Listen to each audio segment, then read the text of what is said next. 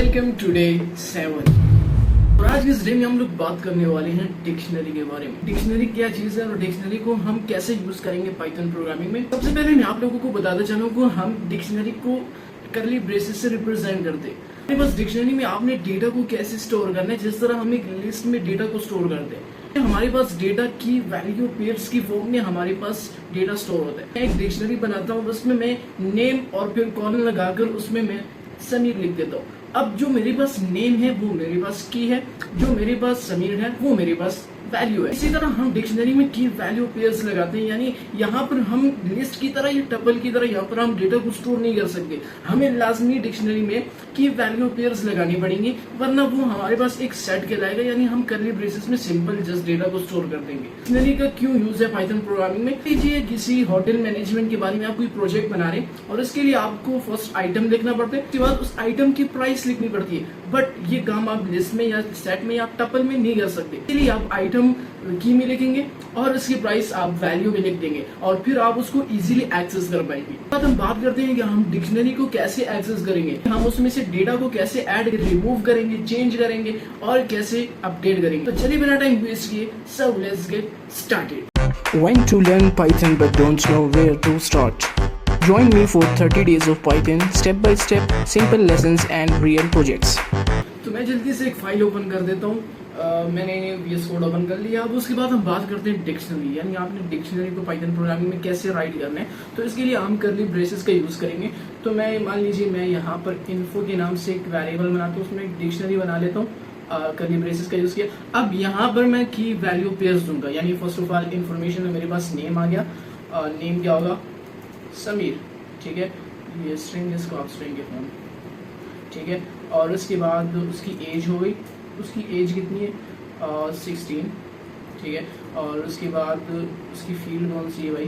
तो मैं यहाँ पर फॉर एग्जांपल दे देता हूँ प्रोग्रामिंग, ठीक है। ये मैंने सारा इन्फॉर्मेशन की वैल्यू पेयर्स की फॉर्म में राइट कर दिया और इसके बाद मैं कहता हूँ प्रिंट कर दो मेरे पास इन्फो को। तो ये मेरे पास एक डिक्शनरी की फॉर्म में, की वैल्यू पेयर्स की फॉर्म में मेरे पास ये सारा डेटा मेरे पास आउटपुट में रिटर्न कर देगा। Name Sameer, age 16, field programming, ठीक है। इसी तरह हम डिक्शनरी का यूज करते हैं पाइथन प्रोग्रामिंग में। और इसके बाद हम देखते हैं कि आपने एक्सेस कैसे करना है इस डिक्शनरी के ऊपर। मैं यही कॉपी कर लेता हूँ। अब आपने एक्सेस कैसे करना है? एक्सेस करने का मतलब है कि आप उसमें जो डेटा है आप उसको कैसे एक्सेस कर पाएंगे, उसको कैसे लेंगे आप उसको। तो मान लीजिए मुझे प्रिंट करना है सिर्फ एज, यानी मैंने इस इंफॉर्मेशन वेरिएबल में डिक्शनरी में मैंने सिर्फ एज डेटा को प्रिंट करना है। तो मैं कहूँगा प्रिंट कर दो मेरे पास इन्फो, उसमें मेरे पास एज हो, ठीक है। तो ये मेरे पास सिर्फ एज को मेरे पास रिटर्न कर देगा 16, इसने मेरे पास रिटर्न कर दिया।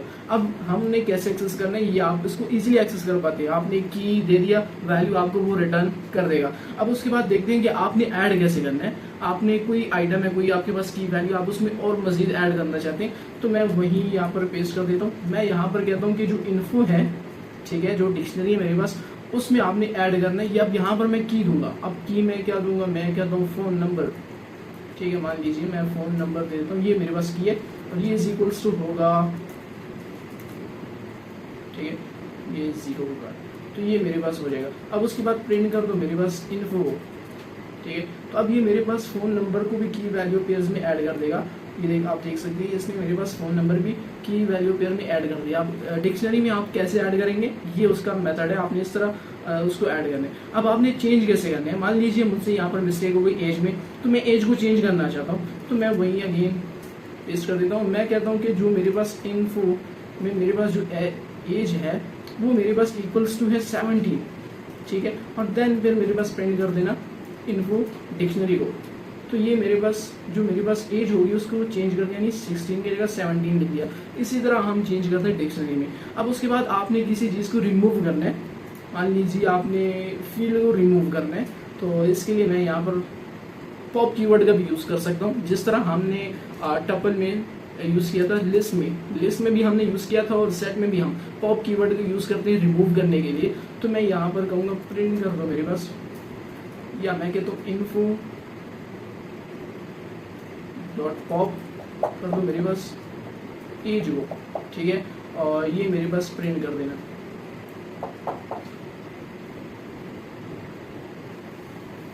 और इसने मेरे पास एज को मैं यहाँ पर एक वेरिएबल बना लेता हूँ। मैं कहता हूँ कि रिमूव के नाम से इन्फो डॉट पॉप कर देना मेरे पास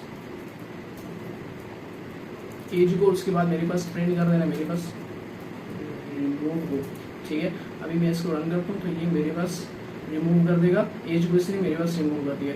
अब उसके बाद हम बात करते हैं लूप्स के बारे में कि आपने डिक्शनरी के ऊपर कैसे लूप लगाने हैं। जिस तरह हम एक लिस्ट पे लूप लगाते हैं और हम जिस तरह टपल में सेट में लूप लगाते हैं, इसी तरह आप डिक्शनरी, क्या मैं डिक्शनरी पर वही जस्ट सिंपल लूप लगाऊं? मैं कहता हूँ 4 i नहीं, मैं इसी तरह लूप नहीं लगा सकता क्योंकि इसमें मेरे पास कीज भी हैं, वैल्यूज भी। ये मेरे पास एरर देगा, ये कन्फ्यूजन में पड़ जाएगा कि मैंने कीज पे लूप लगाना है या वैल्यूज पे लूप लगाना है।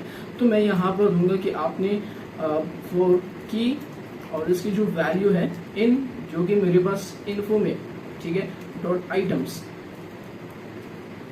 अब यहाँ पर मैं वही दोबारा पेस्ट कर देता हूँ। तो आपने इस तरह लूप लगाने और फिर आपने कहना है कि प्रिंट कर दो मेरे पास की को और वैल्यू को। ठीक है, आप यहाँ पर कुछ भी दे सकते हैं, आप आई या जे भी दे सकते हैं, बट ये ज़्यादा बेस्ट है समझने के लिए। तो इसने मेरे पास लूप लगा लिया और सब मेरे पास लाइन वाइज में जिस तरह हम लूप में करते हैं ना, इसने मेरे पास name Sameer age 16 field programming, इसने मेरे पास डिक्शनरी में रिटर्न नहीं किया। लूप का मतलब ये है कि आपके पास line by step by step, मतलब 1 लाइन वाइज जाएगा, फर्स्ट पे जाएगा, सेकंड पे जाएगा, थर्ड पे जाएगा, इस तरह हम लूप लगाते हैं।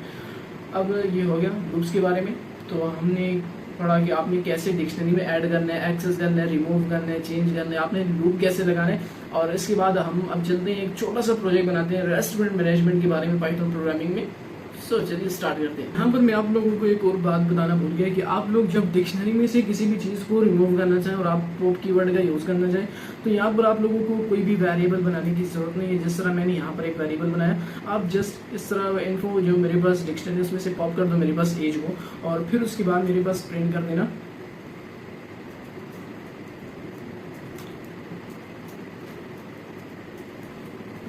मेरे पास इन्फो जो मेरे पास डिक्शनरी उसको मेरे पास प्रिंट करते हैं। तो आपके पास ये जो एज है हमारे पास की होगी, उसकी जो वैल्यू होगी वो आपके पास रिमूव कर देगा। इसने मेरे पास रिमूव कर दिया। ठीक है, अब उसके बाद चलिए अब उसके बाद हम चलते हैं होटल मैनेजमेंट प्रोजेक्ट की तरफ। यहाँ पर मैंने मेन्यू के नाम से एक वेरिएबल बनाया, उसमें मैंने एक डिक्शनरी बनाई जिसमें मैंने की वैल्यू पेयर्स दी, यानी मैंने यहाँ पर जितने भी मेरे पास आइटम्स हैं वो मैंने राइट कर दिया, उनकी मैंने सामने प्राइस भी राइट कर दी वैल्यूज में। यानी मैंने बर्गर उसकी प्राइस 120, पिज़्ज़ा उसकी 250 फॉर एग्जाम्पल मैंने ये दे दिया। अब उसके बाद मैं यहाँ पर प्रिंट फंक्शन का यूज़ करता हूँ। मैं कहता हूँ वेलकम। अब मैं वेलकम करूँ, welcome to the Python hotel.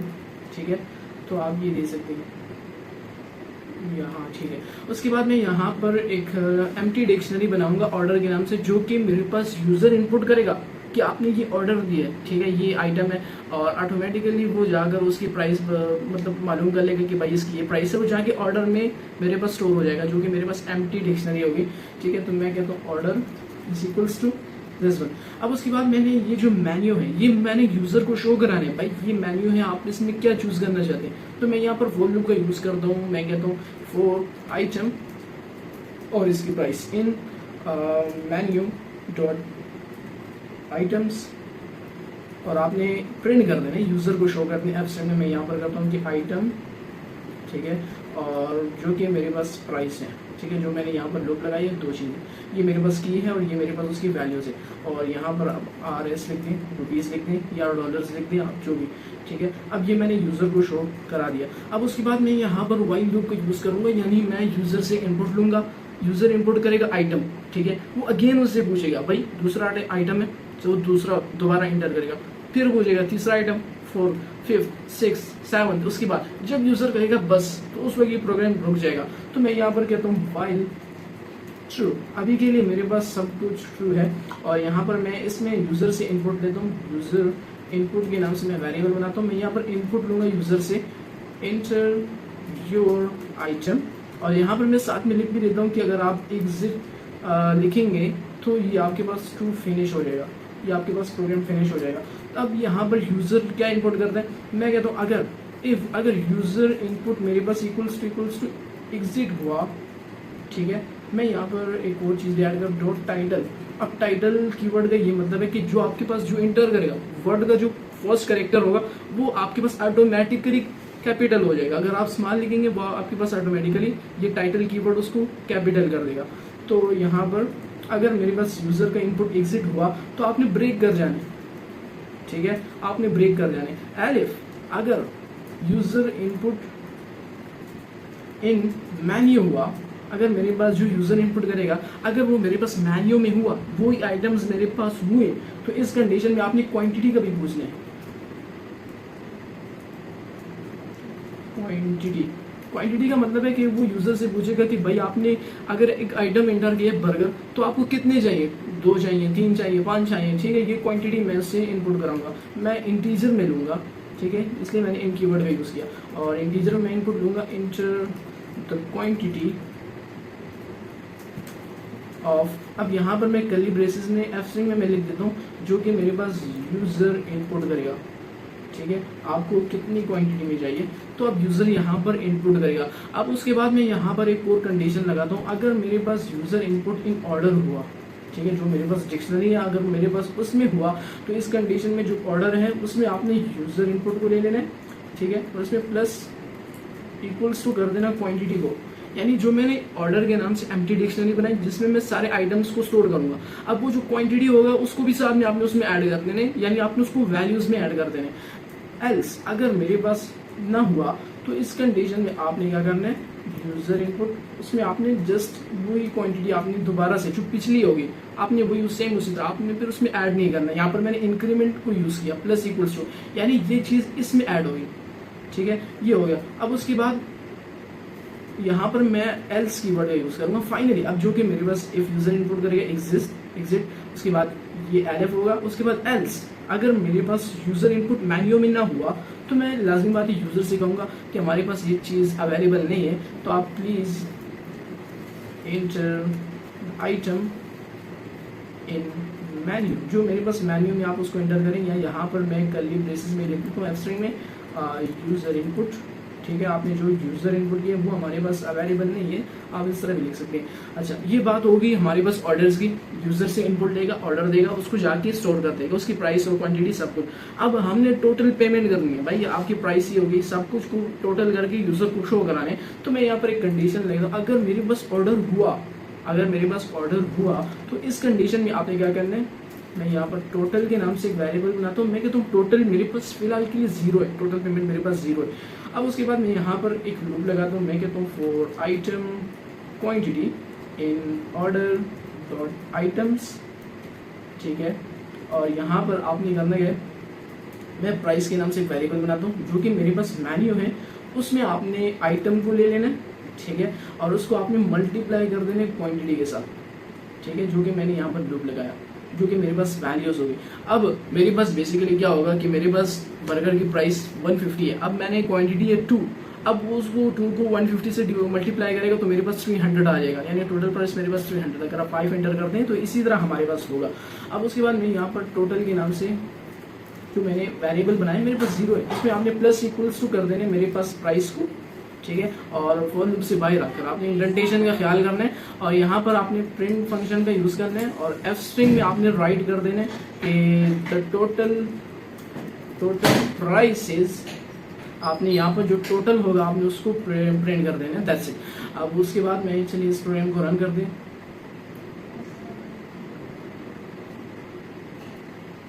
अच्छा, अब ये मुझसे पूछ रहे हैं यहाँ से welcome to the Python hotel, ठीक है। अब ये इसने सारा मेन्यू मुझे बता दिया कि बर्गर है, उसकी ये प्राइस है, pizza, pasta, sandwich, cold drinks, ये सब कुछ बता रहे हैं। अब ये मुझसे पूछ रहे हैं कि आप आइटम एंटर करें, तो मैं यहाँ पर बर्गर दे दूँ। अब यहाँ पर मैंने बी जो है फर्स्ट मैंने स्मॉल दिया, लेकिन मैंने टाइटल कीवर्ड का यूज किया था, वो मेरे पास ऑटोमेटिकली इसको कैपिटल कर देगा, तो मैंने बर्गर दे दिया। अभी कहते हैं क्वांटिटी मैं तो 2 दे दूँ भाई। उसके बाद मैं कहूँगा कि पिज्जा दे दो मेरे को, ठीक है, मुझे 5 पिज्जा चाहिए, और इसके बाद पास्ता दे दो मेरे को, अब मुझे 6 चाहिए, ठीक है। उसके बाद मुझे कोल्ड ड्रिंक्स दे दो, कितनी चाहिए, 10 चाहिए, 10 फ्रेंड्स हैं, मुझे 10 चाहिए, ठीक है। ये सारा कोई मैंने इंटर कर दिया। अब ये मुझे इंटर यूज आइटम, तो ये पूछ रहे एग्जिट टू फिनिश। अब मैंने एग्जिट कंडीशन भी लगाया था, तो मैं एग्जिट कर देता हूँ। अब ये मुझे बता रहे द टोटल प्राइस इज 3170। अब ये जो जितने भी मेरे पास पेमेंट बन गई, उसने मेरे पास सारा टोटल कर दिया, यानी मैंने क्वांटिटी दी, उसने मल्टीप्लाई किया, उस सारों को ऐड करके मुझे बता दिया कि आपकी टोटल प्राइस ये हो गई है 3170। तो ये आज का हमारा छोटा सा प्रोजेक्ट रेस्टोरेंट मैनेजमेंट के बारे में। तो आप लोग इसमें फर्दर और भी प्रोजेक्ट्स बना सकते हैं इसी डिक्शनरी में, यानी आप क्लास के बारे में बना लें, स्कूल के बारे में, यानी आप उसमें दे दें स्टूडेंट मार्क्स, या आप कोई सब्जेक्ट के मार्क्स दे दें, या आपका सब्जेक्ट है इंग्लिश में इतने मार्क्स आए हैं, मतलब आप इस तरह करें ना, आप नेस्टेड डिक्शनरी का भी यूज कर सकते हैं। मैं यहाँ पर आपको बता देता हूँ, आप इन्फो के नाम से बनाया आपने, या मैं आपको स्टूडेंट्स के नाम से बनाता हूँ, स्टूडेंट्स, ठीक है। मैंने एक डिक्शनरी बनाई और उसमें मैं यहाँ पर स्टूडेंट दूंगा समीर, ठीक है। और यहाँ पर अब जो समीर है, अब मेरे पास क्लास में मान लीजिए 10 स्टूडेंट्स हैं, अब मैं 10 स्टूडेंट्स का अलग अलग से डिक्शनरी बनाऊंगा, ठीक है, अलग अलग से। अब जो मेरे पास फर्स्ट है समीर, तो उसका मैं अलग से बनाऊंगा। मैं कहता हूँ उसके इंग्लिश में मार्क्स आए हैं मेरे पास 70, ठीक है, मान लीजिए, और उर्दू में उसके मार्क्स आए हैं 80, ठीक है। अब ये मैंने बना लिया। अब उसके बाद आप लोग यहाँ पर कोमा लगाकर दूसरा बना लें। आप पाइथन के नाम से, आपके पास क्लास में एक स्टूडेंट है, पाइथन हो तो नहीं सकता, बट चलिए। अब यहाँ पर आप उसके भी इंग्लिश मार्क्स इंटर कर दें, ठीक है, इंग्लिश मार्क्स आपने इंटर कर दिए, और उसके बाद 90 मैथ के मार्क्स इंटर कर दें 100, ठीक है। अब इस तरह नेस्टेड डिक्शनरी का भी यूज कर सकते हैं। डिक्शनरी के अंदर डिक्शनरी बना ले, हर एक स्टूडेंट्स के अलग अलग। फिर आप यहाँ पर कंडीशंस लगाएं, अगर मेरे पास स्टूडेंट के मार्क्स लेस देन हुए 90 से, ठीक है, तो वो मेरे पास ए ग्रेड होगा, 80 से कम हुए तो मेरे पास बी ग्रेड, सी ग्रेड, और जो 50 से कम होगा वो मेरे पास फेल होगा। या आप लोग ये भी कर सकते हैं कि जिसके हाईएस्ट मार्क्स होंगे वो फर्स्ट होगा, फिर सेकंड, फिर थर्ड। आप इसमें फर्दर और भी प्रोजेक्ट्स बना सकते हैं, इसमें आप और भी काम कर सकते हैं। तो ये आप लोगों के लिए एज अ टास्क है, आप लोग इसको कंप्लीट करें। तो आज इस वीडियो में हमने डिक्शनरी के बारे में पढ़ा कि आपने डिक्शनरी पर कैसे एक्सेस करना है, और आपने चेंज, रिमूव, अपडेट, ये सारा डेटा आपने कैसे करना है, और हमने प्रोजेक्ट भी बनाया रेस्टोरेंट मैनेजमेंट के बारे में। तो बस आज के लिए इतना ही। Thanks for watching this video. I will see you next time.